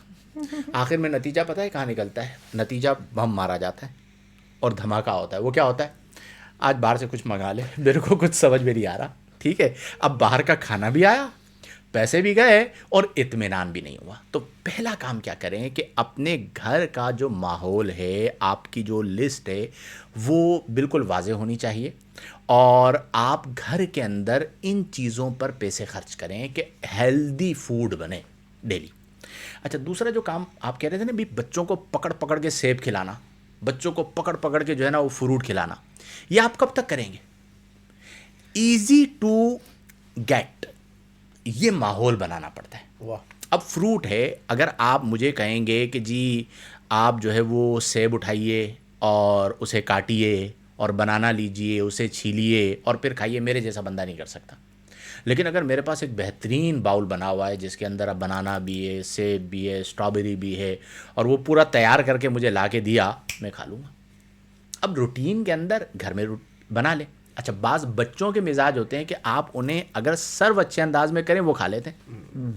اب یہ ساری چیزیں ہمیں کرنی پڑیں گی, ورنہ آپ یقین کیجئے کہ ڈاکٹرز کے ہاتھ آپ آ گئے. اچھا میڈیسن کا جو آپ کہہ رہے تھے نا, وہ سب سے بڑا مسئلہ بتا ہے کیا ہے کہ آپ کی باڈی اگر عادی ہو گئی, ٹھیک ہے, میڈیسن کی. میں کئی سالوں تک, آپ لوگ اس بات کے گواہ ہو کہ میں میڈیسن نہیں لیتا. ایون طبیعت خراب بھی ہو رہی ہوتی میں پیناڈول بھی نہیں لیتا, کیونکہ شروع سے جب باڈی کو عادت نہیں پڑی تو میں کیوں اپنی باڈی کو میڈیسن کا عادی بناؤں, اور کیوں میں ڈاکٹروں کے پاس غیر ضروری طور پر جاؤں. ہاں میں یہ کہتا ہوں جہاں پہ ضرورت ہے اس جگہ پر جدید میڈیکل علاج, طبی علاج بہت بڑی رحمت بھی ہے بہت سارے اعتبارات سے. لیکن ذرا سے معاملے پہ آپ چلے گئے اور اس نے آپ کو غیر ضروری میں ان ڈاکٹرز کے خلاف ہوں کہ جن کی فیس ہے 600 روپے فار ایگزامپل، اور انہوں نے اسی میڈیکل کی دوائیں لکھ کے دی جو باہر کھلا ہوا ہے 4000 روپے کی. یہ بزنس ہوا ہے. ٹھیک ہے، اب وہ جو 4000 روپے کی دوائیں لکھ کے دی ہیں وہ پیسے تو گئے، وہ بندے کو جو ڈیمیج کریں گی وہ کیا ہے؟ اللہ صحیح بات. آپ ایک ہاسپٹل میں جاتے ہو میرے مشورے پہ، وہاں پہ آپ نے ڈاکٹر کو دیکھا ہوگا جس کے پاس آپ جاتے ہیں. وہ ابھی لاسٹ ٹائم ایک کیس ایسا ہوا کہ ہم ڈاکٹر کے پاس لے کر گئے اور اس نے ایک دوائی نہیں دی. واہ. ٹھیک ہے، 800 روپے 900 روپے اس کی فیس ہے، اور اس نے ایک دوائی نہیں دی. اس نے بولا مسئلہ ہی نہیں ہے بھائی، یہ ویسے ہو گیا تھا، ابھی تو اس نے ریکور کر لیا ہے، اب آپ اس کو لے جائیں. اور بہت ہو تو وہ بہت تفصیلی گفتگو کے بعد ایک میڈیسن لکھ کے دے دیں گے. اب دل بھی مطمئن کہ بھائی زیادہ دوائی نہیں ہے، ورنہ اندھا دھن آپ دوائیں دیتے چلے جا رہے ہیں، وہ بیمار ہوتے چلے جا رہے ہیں اور مزید امراض بڑھتے چلے جا رہے ہیں. تو ان چیزوں کا میں یہ سمجھتا ہوں ہمیں خیال رکھنا چاہیے، بالخصوص ہمارے گھر کے جو بڑے. اب آپ کے والد صاحب کے حوالے سے جو آپ لوگوں نے کام کیا یاد ہے، ماشاء اللہ. یعنی جس انداز میں آپ لوگوں نے اس کیس کو ڈیل کیا نا، اور جس طرح آپ لوگ سارے ماشاءاللہ بہن بھائی لگے ہوئے تھے، یعنی یہ میں آپ کو ذاتی طور پر بتا رہا ہوں کہ ایج فیکٹر 60 پلس تو ہوں گے نا، ٹھیک ہے، 60 پلس ہیں، اور طبیعت خراب ہو گئی، کچھ معاملات ہو گئے، ساری فیملی ماشاءاللہ لگ گئی، اور جس طرح اس عمر میں آپ لوگوں نے ٹریٹ کیا اور اس مرض سے انہیں نکال لیا، یہ کوئی آسان کام نہیں تھا. اس کا مطلب کیا ہوا کہ علاج کے لیے پیسہ زیادہ امپورٹنٹ نہیں ہے، علاج کے لیے یہ امپورٹنٹ ہے کہ آپ کو نالج ہونی چاہیے، شعور ہونا چاہیے کہ آپ کو پہنچنا کہاں ہے، جانا کہاں ہے، اور علاج کروانا کیسے ہے. ورنہ وہی والی بات ہے کہ نیم حکیم خطرہ جان، نیم مولوی خطرہ ایمان. تو آپ صحیح طبیب کے پاس پہنچ جائیں تو معاملات بہتر ہو سکتے ہیں. اختتامی گفتگو کریں پھر جوابات لیتے ہیں. الحمدللہ آج جو گفتگو ہوئی ہے میرے خیال میں ہمیں اس کو ویلیو دینی چاہیے، اس لیے کہ عموماً ہمارے معاشرے کے اندر مطلب خاص طور پر مذہبی طبقات میں ایسی گفتگو نہیں ہوتی، اور اس میں کچھ ٹپس ایسی بتائی گئی ہیں جن کو اگر فالو کر لیا جائے، انڈرسٹینڈ کر لیا جائے، تو ہم خود بھی، اپنی فیملی کو بھی اور اپنے معاشرے کو ایک اچھا شعور اور ہم اپنے آپ کے اندر جو ہے ایک بہترین تبدیلی جو ہے وہ پیدا کر سکتے ہیں. تو چونکہ صحت اللہ کی بہترین نعمت ہے اور دیگر نعمتوں کے حوالے سے بھی اس کا ایک کردار ہے، لہذا اس کے تقاضے کے مطابق جو ہے نا ہمیں اس کی حفاظت اور اس کی بہتری کے لیے اقدامات کرنے چاہیے. ماشاء اللہ ماشاء اللہ، تقبل اللہ، تبارک اللہ. ابھی تک ہم نے جس زاویے سے بات کی نا وہ انفرادی یا انڈیویجولی اپنی صحتوں کے حوالے سے تھی. ہمارا ماحول اوور آل اتنا پراگندہ ہو گیا، جس میں سے ایک چیز آپ نے ذکر کی جنک فوڈ وغیرہ کی اور آئلی چیزوں کی. دوسرا یہ کہ دیکھیں صحت ایک چیز سے بہتر نہیں ہوتی، کئی چیزیں مل کر اس میں اپنا رول پلے کرتی ہیں. آپ کی گاڑی اگر خراب ہے نا، کچھ نہیں جائے گا، 2-4 ہزار روپے لگے گا، اس کا انجن صحیح کروا لیں، کالے دھوئیں سے امت کو بچا لیجئے. مسلمان وہ کہ جس کی زبان اور جس کے ہاتھوں سے دوسروں کو سلامتی ملے، دوسرے سلامت رہیں. اسی طرح اگر آپ کی سڑک خراب ہے، کیا ضروری ہے کہ وہ ویسے ہی ٹوٹی رہے، گاڑیاں گزرتی رہیں، دھول مٹی اڑتی رہے؟ تھوڑا سا سیمنٹ گارا لیجئے، اس کے اوپر مل دیجئے، وہ سیٹ ہو جائے گی. تو دھول مٹی جو لوگوں کے دمے کا سبب بن رہی ہے، کم از کم جتنا ہم آپ کر سکتے ہیں اتنا تو بہتر ہو جائے گا. کیا یہ ضروری ہے کہ اگر ہماری پانی کی لائن اگر خراب ہے تو ہم اس کو ڈیلے کرتے رہیں، اپنی پھٹکریاں اور گاد ڈال کر اس کی مٹی کو نیچے دبا لیں، اوپر سے استعمال کر لیں؟ نہیں، تھوڑا سا پیسہ خرچ کر لیجئے، 2 پیسے خرچ کر لیجئے، ہمارا بھی فائدہ اور یہ لائن آگے جہاں جہاں پانی کی سپلائی ہو رہی ہے وہاں کے لیے بھی فائدہ. پلاسٹک بیگ کم کر دیجئے، یہ کینسر ہیں زمین کے لیے. اسی طرح پلاسٹک کی پنیوں کے اندر گرم چیزیں اسپیشلی اس سے بچیں، یہ کینسر کا ریزن بن جاتی ہیں. اور بھی چھوٹی چھوٹی چیزوں پر ذرا سا توجہ کرتے رہیں، اور چلتے پھرتے یہ توجہ ہوگی، چیزیں امپروو ہوتی چلی جائیں گی، بہتر ہوتی چلی جائیں گی. بات یہ ہے کہ ترجیح، دین، مذہب، اخلاق، معیار، اسٹینڈرڈ، صحت، یہ سب ہماری ترجیحات میں ہو، چلتے پھرتے آگے بڑھتے چلے جائیں. اعمال کا دار و مدار نیت پر ہے. آپ اپنی نیت یہ بنا لیجئے کہ مجھے ایک اچھی زندگی گزار کر اچھی آخرت کی طرف جانا ہے، تو ہر پہلو کے اعتبار سے انشاءاللہ بہتری آتی چلی جائے گی. ماشاء اللہ، تبارک اللہ.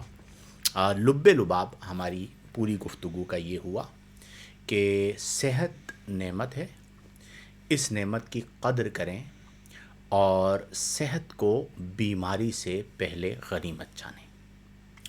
ایک بندے کی بیماری پوری فیملی کی دنیاوی زندگی کی بربادی کا سبب بنتی ہے.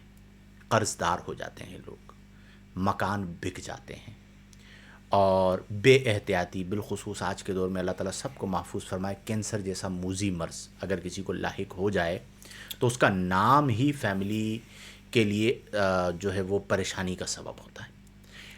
جو ٹین ایجرز ہیں آج کے دور میں، اس دن میں دیکھ رہا تھا کہ ہارٹ اٹیک اللہ اکبر. نوجوانوں میں بڑھتا جا رہا ہے. 14 سال کے بچے کا بھی ایک کیس آیا کراچی میں، ہارٹ پرابلم. تو اس چیز کا خاص خیال رکھیں، دل کی صحت کا. اور سستے ٹیسٹ بھی ہو جاتے ہیں، کچھ ضروری ٹیسٹ ہوتے ہیں، اسکریننگ جو ہوتی ہے نا باڈی کی، ونس ان اے وائل وہ ٹیسٹ کروا لیا کریں تو آپ کو پتہ چل جائے کہ آپ کی باڈی میں کیا چل رہا ہے. ورنہ کم از کم جو علامات ظاہر ہو جائیں تو اس کے بعد مزید احتیاط شروع کر دیں. اللہ کی نعمت ہے، جتنا وقت مقرر ہے جینا اتنا ہی ہے، لیکن ہمارے پیارے آقا کریم صلی اللہ علیہ وسلم کی تعلیمات میں صحت کی اہمیت کو بیان کیا گیا. بلکہ طب نبوی کو آپ پڑھیے تو کیا اللہ کی طرف سے ایک عطا کردہ نعمت ہے کہ اس کے ذریعے آپ بہت ساری چیزوں کو بہتر کر سکتے ہیں. تو اس لیے صحت کو بیماری سے پہلے غنیمت جانیے، اور اگر بیماری آ جائے تو بہت زیادہ پریشان ہونے کی ضرورت نہیں، آزمائش ہے، گھبرائیں نہیں، حالات دیکھیں، اچھے ڈاکٹر سے رابطہ کریں اور سیکنڈ اوپینین لیں، دلاسا دیں. انشاءاللہ آپ محنت کریں گے. اس وقت ایسے کیسز ہیں کہ انڈیا کے اندر ایک معاملہ ہوا کہ ایک شخص کی زوجہ کو کینسر ہوا، اس نے کوئی میڈیکل نہیں، ٹوٹل اس کا علاج سیکنڈ ٹو سیکنڈ کیا اس نے واہ. نیچرل پیتھی پہ، اور صحت مل گئی. ٹھیک ہے، اور یہ مطلب اس نے باقاعدہ پریس کانفرنس کی اس کے اوپر، اور یہ بڑا وائرل ہوا تھا سلسلہ. تو وہ بھی ایک طریقہ کار ہے. ہم یہ نہیں کہتے کہ اس علاج کی طرف نہ جائیں، لیکن آپ کو نالج ضرور ہونی چاہیے. نالج اللہ کی بہت بڑی نعمت ہے، اور جتنے جلدی نیچرل چیزیں فائدہ دیتی ہیں، یہ جو کیمیکلز ہیں یہ اتنے جلدی فائدہ نہیں دیتے، بلکہ بعض اوقات سائیڈ ایفیکٹس تو ان کے ہوتے ہی ہیں. تو اچھے طبیب سے مشورہ کر کے پھر چیزوں کو لے کر چلیں، لیکن اس سے پہلے ہی کوشش یہ کریں کہ اپنی زندگی اس طرح گزاریں کہ جس میں ایسی چیزیں نہ ہوں کہ جو آگے چل کے آپ کے لیے بربادی کا، یعنی صحت کی بربادی کا سبب بنے. اللہ تعالیٰ کی بارگاہ میں دعا ہے کہ اللہ کریم ہم سب کو ہر طرح کے موذی مرض سے محفوظ فرمائے، اور جو مبتلا ہو چکے اللہ کریم انہیں صحت عطا فرمائے. چلے جی، آ جاتے ہیں جانب جوابات. شیخ حسنین احمد صاحب: مفتی صاحب، کچھ لوگوں کے پاس تبرکن حضور صلی اللہ علیہ وسلم کے منہ مبارک ہوتے ہیں کہ وہ خود گرو کرتے ہیں، بڑے ہوتے ہیں کہا جاتا ہے، اس کی حقیقت کیا ہے؟ پیارے آقا صلی اللہ علیہ وسلم کے منہ مبارکہ صحابہ کرام علیہم رضوان کے پاس تو موجود رہے، اور انہوں نے اس کا تبرکن استعمال بھی کیا. لیکن فی زمانہ جو کثرت ہمیں نظر آتی ہے کہ باقاعدہ اب یہ ایک بزنس اختیار کر لیا گیا ہے اس چیز کو، اور بطور بزنس باقاعدہ یہ سیل بھی ہوتے ہیں، اور کچھ لوگ بھی ہیں جو سروسز بھی دیتے ہیں. تو یہ جو طریقہ کار جو پھیلا ہوا ہے، اگر ہم کسی سے کوئی پرچیز کرتے ہیں تو یہ قطعاً اس طرف ہمیں نہیں جانا چاہیے. اور اگر کسی کے پاس منہ مبارکہ ہے یا ہمارے پاس ہے اور یہ اس طرح منسوب ہے تو ٹھیک ہے، اچھی خوشبودار جگہ پر اس کو رکھا جائے، صاف ستھرا ماحول بنا کر رکھا جائے، اور وقتاً فوقتاً اس کی زیارت بھی کی جائے، اس سوچ کے ساتھ کہ پیارے آقا صلی اللہ علیہ وسلم سے ان بانوں کو نسبت ہے. تو امید ہے کہ اللہ تبارک و تعالیٰ نیت کے اعتبار سے انسان کو اس کا اجر اور ثمر عطا فرمائے گا. اور باقی یہ ہے کہ پیارے آقا صلی اللہ علیہ وسلم کی جو محبت ہے اس سے انسان اپنے دل کو منور کرے، درود و سلام کی کثرت کرے، اور نبی کریم صلی اللہ علیہ وسلم کی سیرت طیبہ کو اور آپ صلی اللہ علیہ وسلم کی اتباع کو، آپ کی تعلیمات کو زیادہ اہمیت دیں. ہمارے یہاں ہوتا کیا ہے کہ ہم ان تبرکات کو تو بہت زیادہ حیثیت دیتے ہیں، اہمیت دیتے ہیں، اس کے لیے ماحول کو معطر اور بہتر بناتے ہیں، لیکن پرابلم کہاں آتی ہے؟ جب بات آتی ہے اتباع رسول کی، سنت رسول کو اپنانے کی، اسوہ حسنہ کو اپنانے کی، اس کے اندر ہمارے یہاں کمی پائی جاتی ہے. تو میرے خیال میں بہتر یہ ہے کہ ہم اتباع سنت کو جو ہے وہ زیادہ فوقیت دیں اور اس طرف آئیں. ڈن. اشرف خان صاحب ہیں، مسافروں کے حقوق کے حوالے سے بیان فرمائیں. آفس کی وین میں 4-5 اسٹاف ساتھ ہوں اور ایک بندہ تیز آواز میں موبائل سن رہا ہو، سیاست پر کمنٹس کر رہا ہو، مسلسل اس کو برداشت کرنا مشکل ہو رہا ہو. جو دل میں اللہ اور اس کے رسول کا ذکر وغیرہ کرتے جا رہے ہیں، ان کے لیے مشکلات کھڑی ہو رہی ہوں، تو اس بارے میں کیا حکم فرمائیں گے؟ ظاہر ہے کہ یہ اس کا رویہ غلط ہے اور بے تہذیبی کی ایک علامت ہے، اور اس کو بہتر ہے کہ کوئی ذکر و اذکار نہ بھی کر رہا ہو تب بھی، چونکہ وہ ایک انڈیویجول ہے اور اجتماعی جگہ پر تیز آواز سے دوسرے کے لیے تکلیف کا سامان اسے نہیں بننا چاہیے. اب ہم اسے کیسے ڈیل کریں؟ حکمت سے، پیار بالکل سے، ایسا ہی ہے. محبت سے. وہی ہے نا کہ ہماری سراؤنڈنگ ہیلدی تب ہوتی ہے کہ جب ہماری ترجیح میں ہو. اب اس کی نفسیات کو دیکھیں، آہستہ آہستہ کریں. ایک ہفتے کا بھی ٹارگٹ رکھیں گے تو بڑی آرام سے یہ چیز کور اپ ہو جاتی ہے. بالکل ایسا ہی ہے. ایسے کو کبھی کوئی تحفہ دے دیں پیار سے، پہلے قریب جا کے بیٹھ جائیں، ذرا آپ کے ساتھ ہی وہ سفر کر رہا ہے، ایک آدھ دفعہ سفر ساتھ کیا، تھوڑی سی اس کی جو خبریں وہ سن رہا ہے اس پہ تبصرہ کیا، اور پھر آہستہ سے سمجھائے کہ یار آپ کا اس میں انٹرسٹ ہے، سب کا نہیں. تو یہ لیں جی، کل اگر آپ ایئر فون لگا کے سن لیں تو آپ کا بھی کام ہو جائے گا، دوسرے کا بھی کام ہو جائے گا. یوں پیار محبت سے. بالکل ایسا ہی ہے. اور ہمارے معاشرے میں نا یہ ایک المیہ بن چکا ہے کہ کسی کو ہم سے تکلیف پہنچ رہی ہے، اسے سمجھا جاتا ہے یہ کوئی بری بات ہی نہیں. احساس ہی اور وہ کہتے ہیں بھائی میری زندگی ہے، میں جیسے مرضی، میں اپنا موبائل دیکھ رہا ہوں، تمہارا موبائل تھوڑی دیکھ رہا ہوں. تو یہ بالکل غلط بات ہے. نبی کریم صلی اللہ علیہ وسلم نے فرمایا کہ المسلم من سلم المسلمون من لسانہ و یدہ. کامل مسلمان وہ ہے جس کی زبان اور جس کے ہاتھ سے دوسرا مسلمان سلامتی میں ہو. مومن کی شان یہی ہے کہ وہ بے ضرر ہوتا ہے، اس کے کہیں پر بھی ہونے سے کسی کو تکلیف نہیں ہوتی.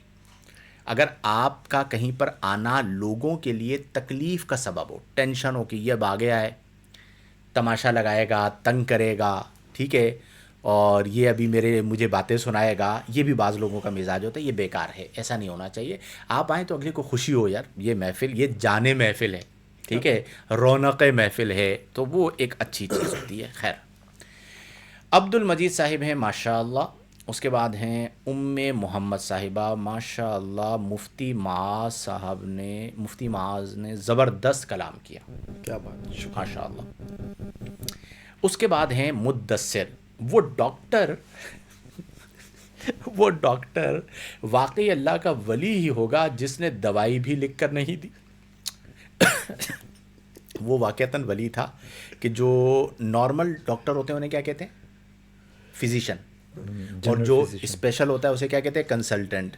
تو میں وہ وہاں پہ جو وہ اسپیشلسٹ تھا، تو اس اللہ کے ولی نے 4,000 روپے فیس لی تھی، ٹھیک ہے.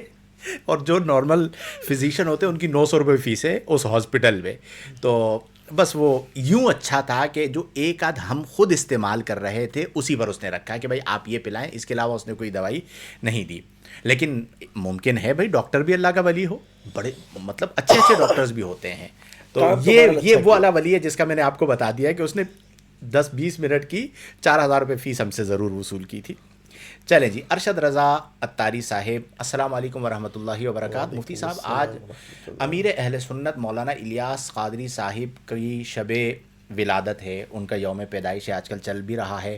آپ ان کے بارے میں کیا فرمائیں گے؟ 2 جملے میں چاہتا ہوں آپ لوگ بول دیجئے، میں تو کہتا رہتا ہوں. ہمارے مرشد حضرت علامہ مولانا محمد الیاس اتار قادری ایک ایسی شخصیت ہے کہ جنہوں نے امت پر ایک احسان کیا اور بہت کم ریسورسز کے اندر ایک بہت بڑی تعداد کو انہوں نے راہ راست دکھائی، اور آج ان کا جو گلشن ہے وہ پوری دنیا کے اندر اپنا فیض عام کر رہا ہے. نسلوں کی نسلیں سدھر گئی ہیں، اور ہم دعا کرتے ہیں کہ اللہ تعالیٰ ان کے درجات کو مزید بلندی عطا فرمائے اور ان کو صحت کاملہ نصیب فرمائے اور ان کا فیض اسی طرح امت میں عام فرمائے. ماشاء اللہ. اللہ پاک ان کو ساری امت کی طرف سے، خصوصاً وہ لوگ کہ جو ان کی وجہ سے اچھائی کے رستوں کی طرف آئے، ان کی طرف سے جزائے خیر عطا فرمائے. آمین ثم آمین. اللہ تعالیٰ ان کے درجات کو بھی بلند فرمائے. بلا شبہ انہوں نے ایک انقلابی کام سر انجام دیا ہے، اور سادگی بڑی کمال ہے ان کی. کیا بات. کیا بولتے ہو نو ڈاؤٹ. یار؟ کوئی طلب نہیں کہیں جانے کی اور لگے ہوئے. بڑھاپے کے اندر بھی جوانوں سے زیادہ محنت کر رہے ہیں. ہم 1 گھنٹے کی ٹرانسمیشن کرتے ہیں تو بعضوں کا تھک جاتے ہیں. 4 گھنٹے تشریف فرما ہوتے ہیں. تو بہرحال اللہ تعالیٰ ان کے روحانی فیض کو جاری فرمائے اور ان کی شخصیت امت کے لیے نافع بنی. یہ تو اظہر من الشمس ہے، ٹھیک ہے، دنیا جانتی ہے، اس پر دلیل کی حاجت نہیں ہے. آگے بھی اللہ تعالیٰ انہیں امت کے لیے نافع بنائے رکھے اور ان کا سایہ عاطفت تمام مریدین پر خاص طور پر اور محبین پر قائم دائم رکھے. جزاکم اللہ. اچھا جی، اس کے بعد ہیں ارشد رضا عطاری صاحب. مفتی صاحب، مفتی عثمان صاحب اور مفتی معاذ صاحب سے سوال ہے کہ آپ کو اس رمضان ٹرانسمیشن میں آ کر کیسا لگا؟ کیونکہ مفتی شاہد صاحب تو کو پہلے بھی یہ پروگرام کرتے رہتے ہیں اور ہمارے سوالات کے جوابات ارشاد فرماتے رہتے ہیں. تو آپ لوگوں کو کیسا لگا؟ آپ بتائیے پہلے مفتی معاذ صاحب. میری زندگی کا یہ پہلا تجربہ ہے اور یقین کیجئے بہت اچھا لگا. یعنی ارادہ بنا کہ اس کام کو کنٹینیو کریں گے انشاءاللہ. اور صحیح بات یہ ہے کہ درس و تدریس سے تو عرصہ دراز سے وابستہ رہے، لیکن ایک تو کیمرے کو فیس کرنا، پھر دوسرا اپنے استاد محترم کے ساتھ آنا، پھر کئی چیزوں میں سیکھنا. میں کہہ سکتا ہوں کہ شاید ان 25-26 دنوں میں میرے اندر وہ امپروومنٹ، اور میں عادی ہوں، میں لرنر آدمی ہوں، میں چیزیں سیکھتا رہتا ہوں. تو 25-26 دنوں میں میں نے وہ سیکھا کہ اگر میں ایوریج رہتا تو شاید میں 12 مہینے لگاتا، سال بھر لگاتا ان چیزوں کو لرن کرنے کے لیے. ایک اعتماد پیدا ہوا، بہت اچھی باتیں میں نے سیکھیں، بات کرنے کے نئے زاویے میں نے سیکھے. اللہ تعالیٰ جزائے خیر دے آپ دونوں کو.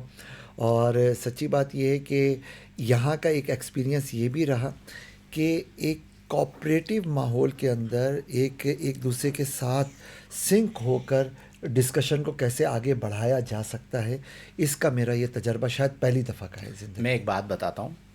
میں کہتا تھا کہ بھئی لائیو آسان ہے اور ریکارڈنگ مشکل ہے. مفتی معاذ صاحب مجھ سے اس بات پہ الجھتے تھے کہ حضرت یہ کیسی بات ہے کہ لائیو آسان ہے اور ریکارڈنگ مشکل ہے؟ ریکارڈنگ تو آسان ہوتی ہے. میں نے کہا بھائی میں اگر لائیو ہو، ریکارڈڈ ہو تو میں بھاگ جاتا ہوں. یہ بات ہماری ہوتی رہتی تھی.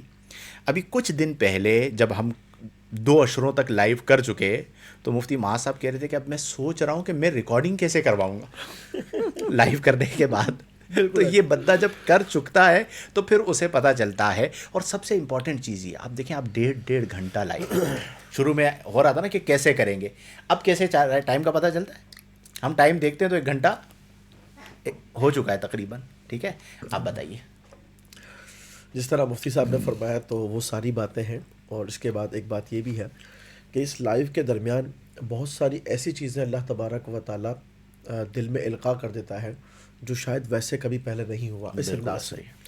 مطلب آپ یہ سمجھ لیں کہ وہ پوائنٹس سے جو ہم جب بات کر رہے ہوتے ہیں تو وہ زاویے کھلتے ہیں، اور مطلب بعد میں ہمیں خود اس کا احساس ہوتا ہے، ادراک ہوتا ہے کہ یہ جہت پہلے ہمارے پاس اس انداز میں کلیئر نہیں تھی جو اب کلیئر ہوئی ہے. مطلب ہم نے اس سے خود نے بہت سیکھا. دوسری بات یہ ہے کہ کیمرہ میرے خیال میں میرا اپنا کوئی پرسنل 5-7 سال کا بڑا ایکسپیرینس تھا اس حوالے سے. آپ کی جو ویڈیوز ہیں نا وہ تو میرے سے بہت زیادہ ہیں، پتہ نہیں کتنے ہزار ویڈیوز بنا چکے. مطلب جتنی پروڈکشن میں نے کی تھی اپنے ٹائم میں 2017 سے لے کر میرے خیال میں 22 تک، تو میں سمجھتا ہوں کہ یہ جو ٹرانسمیشن ہے نا یہ ان تمام سے زیادہ فروٹفل ثابت ہوئی. الحمدللہ. یعنی کس انداز میں کہ وداؤٹ اینی پریشر اور ریئلسٹک بیس پر بات سے بات ملا کر ایک جو پورا گلدستہ بنتا ہے نا اس کی بات ہی نرالی ہے. کیا بات ہے. تو بہرحال اللہ تعالیٰ کی بارگاہ میں یہ دعا کرتے ہیں کہ یا اللہ یہ جو آج ہمارے حصے میں رمضان المبارک کی ساعتوں میں یہ ٹرانسمیشن آئی ہے، اللہ تبارک و تعالیٰ اس میں ایسی برکتیں دے کہ یہ ہمارا جو حضرت ہم بوڑھے بھی اگر ہو جائیں تو یہ سلسلہ ہمارا جاری رہنا چاہیے. ابھی جوان ہیں. ابھی جوان ہے. کوئی ایک نوجوان بھی ہے. معین عروس والا کہتے ہیں جزاکم اللہ، بہت شکریہ، اور انشاءاللہ اس کو ہم رمضان کے بعد جاری رکھیں گے. معین عروس والا، ماشاء اللہ، کہاں گیا، ہاں ٹھیک ہے، ماشاء اللہ آپ نے تندرستی کی اہمیت کو جس جامع اور مدلل انداز میں بیان کیا ہے وہ قابل تعریف ہے. آپ کے الفاظ نے صحت کی نعمت کا احساس تازہ کر دیا. کیا بات. دیکھو یہ ہوتا ہے، لوگ سیکھ رہے ہیں تو خوشی ہوتی ہے. جزاکم اللہ. اللہ تعالیٰ آپ کو ہمیشہ صحت والی زندگی عطا فرمائے. مفتی صاحب جو بندہ صحت مند، مدثر صاحب ہیں، مفتی صاحب جو بندہ صحت مند رہنا چاہتا ہے اسے چاہیے کہ وہ پہلے آپ کا وہ لائیو سنے جس میں سستی کے موضوع پر گفتگو ہوئی، کیونکہ اکثر بندہ سستی سے ہی بیمار ہوتا ہے۔ خیر میں مفتی صاحب آپ کو سنتے وقت واک ہی کر رہا تھا، واقعی آپ نے سچ کہا کہ بندہ 1 گھنٹہ اپنے آپ کو تھکا لے تو باقی ٹائم خوشگوار گزرتا ہے۔ کیا بات ہے. ٹھیک ہے، سستی کو توڑنے کا ایک اور بہترین طریقہ ٹھنڈے پانی سے نہایا کیجیے، یہ بھی بہترین ہے۔ تھوڑا سا آپ کو مشکل لگے گا لیکن ٹھنڈے پانی سے نہانا جو ہے یہ آپ کی سستی کو بھی دور کر دیتا ہے اور ڈپریشن کو بھی دور کر دیتا ہے، آپ کو خود اس کے بعد جو ہے نا بشاشت محسوس ہوگی۔ مدثر بھائی بہت شکریہ آپ کی محبتوں کا، جزاکم اللہ۔ شیخ حسنین احمد صاحب، مفتی صاحب اسموکنگ اور ای سگریٹ، وہ ویب نہیں، آج کل دکانیں ہم پوچھ رہے بھی ہوتے ہیں یار یہ کیا چیز ہے، ویب کیا بولتے ہیں، ویب بولتے ہیں، ہاں وہ بڑی چلیے کا بھی بہت اضافہ ہو گیا ہے آفس میں اور یونیورسٹیز میں، اللہ پاک حفاظت فرمائے۔ بالکل ایسا، یہ نقصان دہ چیز ہے، اس سے جتنا بچ سکتے ہیں اپنے آپ کو بچائیے۔ اور یہ آج کل جو ہے نا وہ بن گیا ہے، کیا کہتے ہیں اس کو، فیشن بن گیا ہے کہ جی فیشن کے طور پہ جو ہے وہ سگریٹ پی رہے ہیں، تو جو چیز آپ کو کینسر میں مبتلا کر سکتی ہے، جسے اچھا بھی نہیں سمجھا جاتا، گھر والوں کو پتہ چل جائے عجیب نظروں سے آپ کو دیکھا جائے گا، امی ابو ناراض ہو جائیں گے، تو اس سے آپ اپنے آپ کو بچائیں اور اس گیدرنگ سے بچائیں جس میں سگریٹ نوشی ہوتی ہو۔ ابھی تو پاکستان کراچی میں خاص طور پر بند ہو گیا، وہ شیشہ چلا تھا، یاد ہے؟ عرب دنیا میں تو ابھی بھی ہے، اور یہاں پر بھی چھپ چھپا کے بعض جگہوں پہ ہم نے دیکھا ہے ہو رہا ہوتا ہے، ہوٹلز پہ پہلے جس طرح جو رجحان ہوا تھا تو وہ ایک کلچر بن گیا تھا کہ وہ شیشہ پی رہے ہیں۔ تو صحت سب سے بہتر ہے، 10 منٹ، آدھے گھنٹے، 1 گھنٹے کے مزے کے لیے زندگی داؤ پر لگ جائے، یہ اس سے بڑی کوئی بے وقوفی نہیں ہے۔ اللہ تعالی ہمارے احوال پہ رحم فرمائے۔ مدثر فضلانی صاحب ہیں، کہتے ہیں مفتی صاحب کیا ہمیں کسی چیز کے علاج میں طبی علاج کے ساتھ ساتھ روحانی علاج کی طرف بھی توجہ دینی چاہیے؟ بالکل دینی چاہیے۔ یعنی یہ میرا تجربہ میں آپ کو بتا رہا ہوں کہ میری زندگی میں بیماریوں کے حوالے سے روحانی علاج نے مجھے بڑا نفع دیا، میری امیڈیٹ فیملی کے اندر الحمدللہ رب العالمین، اور پھر اس کے علاوہ جو میرے قریبی لوگ ہیں ان میں ایسے لوگ بھی ہیں جو لا علاج امراض کا شکار تھے۔ وَنُنَزِّلُ مِنَ الْقُرْآنِ مَا هُوَ شِفَاءٌ وَرَحْمَةٌ لِّلْمُؤْمِنِينَ، اللہ نے انہیں شفا عطا فرما دی۔ سبحان اللہ۔ ٹھیک ہے، لیکن ڈاکٹر کے پاس جانا چاہیے۔ کچھ ایسے لوگ بھی ہیں کہ بیمار ہو جاتے ہیں اور وہ جنیجوں سے سفارش کرواتے ہیں کہ میں دم سے ٹھیک ہوں گا، ڈاکٹر کے پاس تو میں نے جانا ہی نہیں ہے۔ ٹھیک ہے، تو دونوں چیزوں کو اگر آپ ساتھ لے کر چلتے ہیں کہ طبی علاج بھی ہو اور روحانی علاج بھی ہو تو بالکل بہترین ہے۔ البتہ اگر یقین پختہ ہو تو روحانی علاج یہ منسوس ہے۔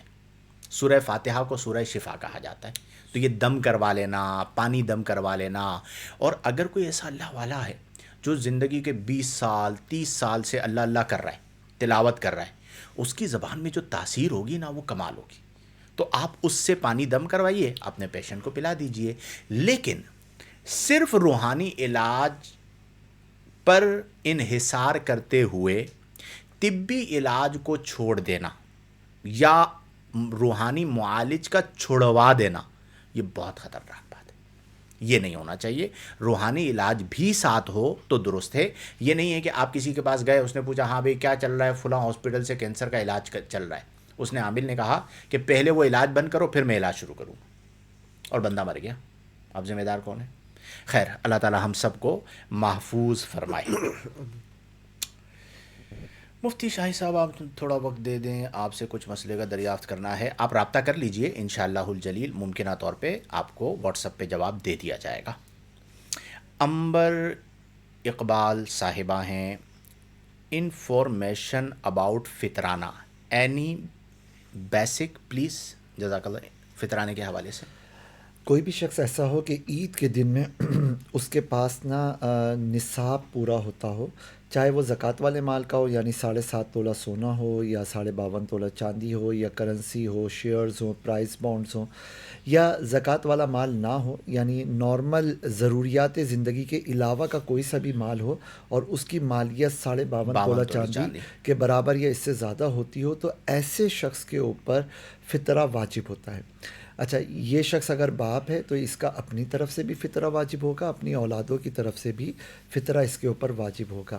اچھا جن پر فطرہ واجب نہیں ہے وہ صدقے کی نیت سے فطرے کے نام پہ بھی کچھ رقم نکالنا چاہیں تو وہ نکال سکتے ہیں. فطرہ دراصل مال سے دیا جاتا ہے, مال صرف کرنسی نہیں ہوتی. ہمارے یہاں چونکہ کرنسی ایک آلٹرنیٹیو ہے اور یہی ایک میڈیم ہے تو لوگ کرنسی کی شکل کے اندر فطرے نکال رہے ہوتے ہیں, وہ بھی صحیح ہے. لیکن اگر گندم دیں یہ بھی فطرہ ادا ہو جائے گا, کھجور دیں, کشمش دیں, اس کے ذریعے سے بھی, جو کے ذریعے سے بھی فطرہ ادا ہو جائے گا. چاہیں تو ان کے تناسب سے, ان کی خاص مقداریں ہوتی ہیں, ان مقداروں کے تناسب سے کرنسی میں فطرہ نکالیں تو بھی ادا ہو جائے گا. فطرہ عید کے دن دینا بہت اچھا ہوتا ہے, عید کی نماز سے پہلے دے دینا بہت اچھا ہوتا ہے. لیکن اگر کوئی نہیں دے سکا تو عید کے بعد بھی دے سکتے ہیں اور عید سے پہلے بھی دیا جا سکتا ہے. البتہ فطرہ دیا ان لوگوں کو جائے گا کہ جو ان کو زکوٰۃ دی جا سکتی ہے. اسی لیے اپنے اوپر کے والدین وغیرہ ان کو نہیں دیں, اپنے نیچے کی اولادوں وغیرہ کو نہ دیں, سید کو فطرہ نہ دیں, اور سیدوں کی تو ویسے ہی خدمت کرتے رہنا چاہیے. امید ہے تقریباً موٹے موٹے مضامین کور ہو گئے ہوں گے. Very good. اب فطرانے کے حوالے سے ایک غلط فہمی ہمارے یہاں ہوتی ہے, ہولان ہول. تو زکوٰۃ اور فطرے میں بنیادی فرق یہی ہے کہ زکوٰۃ میں سال گزرنا شرط ہے, فطرے میں سال گزرنا شرط نہیں ہے. مثال کے طور پر 29 رمضان کو کوئی صاحب نصاب نہیں تھا, عید والے دن وہ صاحب نصاب ہو گیا, تو اب اس دن اس پر فطرہ واجب ہو جائے گا. اور ایک دن کا بھی بچہ ہے, یعنی اگر اسی دن کسی بچے کی ولادت ہوئی تو فقہاء کرام نے فرمایا کہ اس بچے کا فطرہ دینا بھی واجب ہوگا کہ اس نے وجوب کے وقت میں سانس لیا. ٹھیک ہے, اگلے سال اگرچہ اس کا انتقال ہو گیا اس بچے کا تو بعد میں اس کا فطرہ ساری زندگی واجب نہیں ہوگا, لیکن اس دن کا فطرہ جو ہے وہ اس کے اوپر واجب ہو جائے گا کہ وقت وجوب میں اس نے سانس لیا ہے. تو ان تمام چیزوں کو ملحوظ نگاہ رکھیں. اور پھر آپ کا جہاں سے تعلق ہے, جس ملک سے آپ کا تعلق ہے, وہاں پر جو فطرانے کی کم از کم رقم مقرر کی گئی ہے, ابھی پاکستان میں کیا کی گئی ہے, کچھ 300 روپے پر ہیڈ پاکستان میں مقرر کی گئی ہے, تو اس کے حساب سے فطرہ جو ہے وہ ادا کیا جائے گا. اس میں ایک اہم ترین مسئلہ یہ ہے کہ جو لوگ رمضان میں عمرے پہ جاتے ہیں, اب وہ عمرے پہ موجود ہوتے ہیں جہاں پر, وہاں کا اعتبار ہوتا ہے, اور وہ فطرہ دیتے ہیں پاکستان میں, تو ریٹ کا فرق آ جاتا ہے. تو اگر تو پہلے فطرہ دے رہے ہیں اور انہیں پتہ ہے کہ عید ہماری مکۃ المکرمہ یا مدینۃ المنورہ میں ہوگی, تو وہ پہلے ہی وہاں کے حساب سے فطرہ دیں. اور اگر انہوں نے فطرہ دیا 300 روپے کے حساب سے اور عید مکۃ المکرمہ یا مدینۃ المنورہ میں کی ہے, تو اب فطرے کا اعتبار جہاں پر عید کی ہے وہاں کا ہے, تو جو پیسوں میں فرق آیا ہے وہ بعد میں ادا کرنا ہوگا. یہ اکثر لوگ اس مسئلے سے غافل ہوتے ہیں, ورنہ آپ جس ملک کے اندر موجود ہیں وہاں کے حساب سے آپ فطرہ ادا کریں گے. اختتامی جوابات لے لیتے ہیں. فوزیہ صدیقی صاحبہ ہیں, مستقل ان کے سوالات ہوتے ہیں. السلام علیکم مفتی صاحب, بچے آج کل ڈرگز یوز کر رہے ہیں کالجز اینڈ ایون اسکول میں, اس پر کامنٹ کریں, بتائیے. والدین کو چاہیے کہ پہلے ہی سے کچھ ایسا پلان کریں کہ ان کے بچے اس طرح کی گیدرنگ میں نہ جائیں جہاں سے یہ لت لگتی ہے. اور دوسری بات یہ کہ اگر بالفرض کوئی اس طرح کا کیس ہو جائے تو پھر ایسے اسپیشلسٹ بھی ہیں جو سپورٹ کرتے ہیں اس حوالے سے کس طریقے سے آپ ان کو باہر نکال سکتے ہیں, اس گیدرنگ سے بچا سکتے ہیں. اس کے نقصانات آپ فیملی کے اندر, عام طور پر ہم گھروں میں جب بیٹھتے ہیں کھانے کی ٹیبل پر, اس وقت اس کو ڈسکس کر اس کے جو مطلب مائنس پوائنٹ ہیں, جو لاسز ہیں, وہ ڈسکس کیے جائیں, تو امید ہے کہ کچھ بہتری آ سکتی ہے. اور اسی طریقے سے ایک بہت اچھی جو اس کے حوالے سے ایک ٹپ ہے وہ یہ ہے کہ اپنی پرسنل جو گیدرنگ ہے نا وہ ایسے لوگوں کے ساتھ بڑھائی جائے. وجہ یہ ہے کہ بچوں کو جب چھوڑ دیا جاتا ہے, خاص طور پر وہ جب اس طرح کی پرابلمز میں آ جاتے ہیں, تو پھر سمجھ لیں کہ یہ آپ نے ان کو ان لہروں کے حوالے کر دیا جو ان کو گہرے سمندر میں لے جائیں. تو کوشش یہ کیجیے کہ ان کے اوپر مزید توجہ دے کر کسی طرح ان کو باہر نکالنے کا راستہ جو ہے وہ اختیار کرنا چاہیے. بس اللہ تعالیٰ ہمارے احوال پہ رحم فرمائے. پیرنٹس کے لیے بہت بڑی آزمائش ہے. اچھا, اب یہ ڈرگز کا نظام ایسا بن چکا ہے کہ باقاعدہ بڑے بڑے علاقوں میں, پوش علاقوں میں گھر تک پہنچانے کی سہولت ہے. ٹھیک ہے, گروپس بنے ہوئے ہیں, ماضی میں ایک ایکشن بھی ہوا تھا. پھر اسی طرح اسکولز کے اندر, اور کون سے بچے آپ کو پتہ ہے, ٹین ایجر. صرف بچے نہیں, بچیاں بھی. پیرنٹس بیچارے پریشان ہیں. تو اس پر سب سے امپورٹنٹ تو یہ ہے کہ خود چیک اینڈ بیلنس رکھیں اور بچوں کو اچھے اور برے کی تمیز سکھائیں, اور نشہ بہت خطرناک چیز ہے. اگر آپ نشے سے بچوں کو نہیں بچائیں گے نا تو پھر بچے کسی بھی چیز سے نہیں بچیں. اگر آپ کے بچے نشے سے کم از کم بچے ہوئے ہیں تو آپ اللہ کا شکر ادا کریں, بالخصوص ایلیٹ کلاس میں. اگر نشے سے بچے بچے ہوئے ہیں تو وہ محفوظ ہیں بہت سارے گناہوں سے. چونکہ میرے پاس ایسے بہت سارے کیسز ہیں کہ سب سے پہلے جو لت لگی وہ نشے کی تھی, بقیہ تمام جو بربادیاں آئی ہیں وہ نشے کے بعد آئی ہیں. زندگی برباد کر دیتا ہے. تو بہرحال ایک ایسی چیز ہے کہ جو مہلک ہے, معاشرے کی بربادی کا سبب ہے. اسلام نے اس سے منع کیا, کل مسکر کے تحت جو ہے اسے نبی کریم صلی اللہ علیہ وسلم نے حرام قرار دیا. اپنے بچوں کو اچھا ماحول دیں اور ایسے ماحول سے بچانے کی کوشش کریں. جو مبتلا ہو چکے ہیں ان کے لیے ہم درد دل سے دعا کرتے ہیں کہ اللہ تعالیٰ اس مہلک مرض سے انہیں محفوظ فرمائے, ہماری اولادوں کی حفاظت فرمائے, ہمارے اخلاق کی حفاظت فرمائے اور قرآن و سنت کے مطابق زندگیاں بسر کرنے کی توفیق عطا فرمائے. آخری سوال کا جواب میں ون لائن میں دے دیتا ہوں. اشرف خان صاحب ہیں, عید کا اصل مقصد کیا تھا؟ شاید عوام فیشن کو سمجھتی ہے. یہ المیہ ہے ہمارا. عید جو ہے وہ اللہ کی طرف سے ایک تحفہ ہے. پورا مہینہ محنت کی, اس کے شکرانے میں تم شکر ادا کرو یا تم نے محنت کر لی ہے, میں تم پر انعام کے طور پر تمہیں ایک دن عطا فرما رہا ہوں جو کہ عید کا دن ہے. اور عید ہمارا مذہبی تہوار ہے.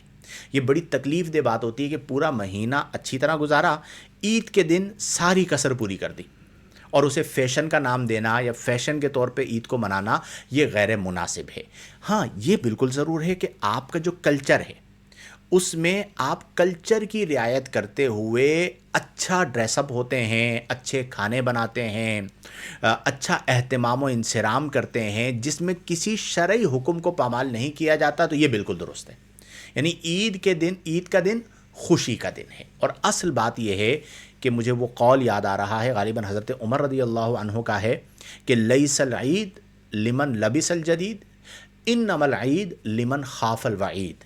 عید اس کے لیے نہیں ہے جس نے نیا لباس پہن لیا, عید اس کے لیے ہے جس کے دل میں قیامت کا خوف ہوا. اللہ تعالی ہم سب کو ذوق عطا فرمائے, شوق عطا فرمائے, ریاضت عطا فرمائے, روحانیت عطا فرمائے, ہمارے باطن کو اپنے نور سے منور فرمائے, نبی کریم صلی اللہ علیہ وسلم کی نگاہ خاص عطا فرمائے. اور جو بھی عمر کا حصہ باقی ہے اس میں اللہ تعالی ہمیں نیک کام کرنے, فرائض و واجبات کی پابندی کرنے, صغائر و کبائر سے اجتناب برتنے کی توفیق عطا فرمائے. وقت تقریباً اپنے اختتام کو پہنچا. انشاءاللہ الجلیل کل رات تقریباً 11 بجے بشرط حیات آپ سے پھر ملاقات ہوگی. کسی ایک موضوع پر ہم گفتگو کریں گے, آپ کے سوالات کے جوابات کو شامل کریں گے. تب تک کے لیے اجازت دیجیے. آمین بجاہ النبی الامین وآخر دعوانا ان الحمد للہ رب العالمین.